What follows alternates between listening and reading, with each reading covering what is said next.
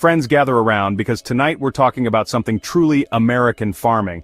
And no, I'm not launching into a stand-up routine about cows, though movie over because I've got some real zingers. We're diving into the world of American agriculture and how a recent decision from the government has left many farmers out in the cold. On his first day back in office, President Trump reinstated a policy that can only be described as a thump to American farmers, a freeze on billions of dollars in federal funding for agricultural programs. We're talking $19.5 billion for conservation efforts and another $3.1 billion for climate-smart initiatives, all gone poof.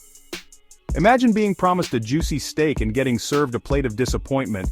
That's what this funding freeze feels like for farmers across the nation. Now you might be thinking, John, why should I care about a bunch of dirt and tractors? Well, buckle up, because this affects all of us. These programs aren't just about growing bigger pumpkins or making sure cows have enough space to practice their music, though those are important too.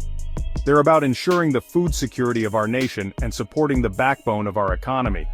This freeze couldn't have come at a worse time. Spring is just around the corner, a period when farmers are making crucial decisions about planting, investing in new equipment, and literally betting their livelihoods on a successful harvest. This funding was a lifeline for many, especially small farms operating on tight margins.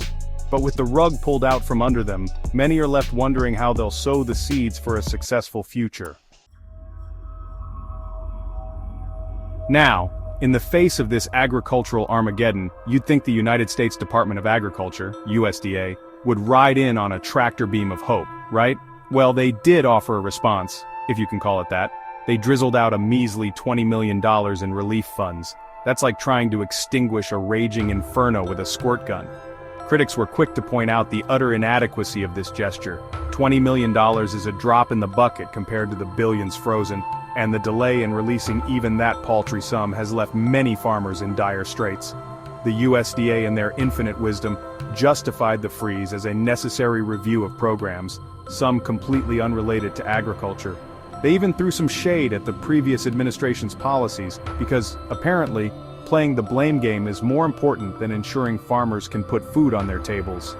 This isn't just about numbers on a spreadsheet, folks. This is about real people, hard-working Americans who put in blood, sweat, and probably a few tears to keep our grocery stores stocked and our bellies full. Let's put some faces to this crisis, shall we? Meet Ang Roel, a farmer and beekeeper from Massachusetts. Ang was counting on a $30,000 grant to make much-needed improvements to their orchard.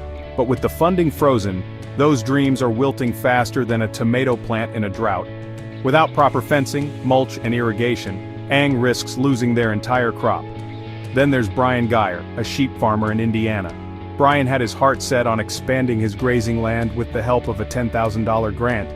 He even secured a private loan to cover the costs, putting his own financial security on the line.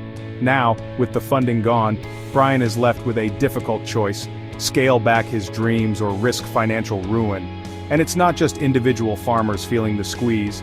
PASA Sustainable Agriculture, a nonprofit organization that supports over 200 climate-smart farming projects, is owed nearly $2 million in reimbursements from the USDA. Without those funds, they face the heartbreaking prospect of laying off staff and shutting down vital programs. These stories are just a glimpse into the widespread panic and uncertainty gripping the agricultural community. So, what can we do? Well, we can't just sit here like scarecrows hoping this problem blows over. We need to raise our voices and let our elected officials know that this funding freeze is unacceptable.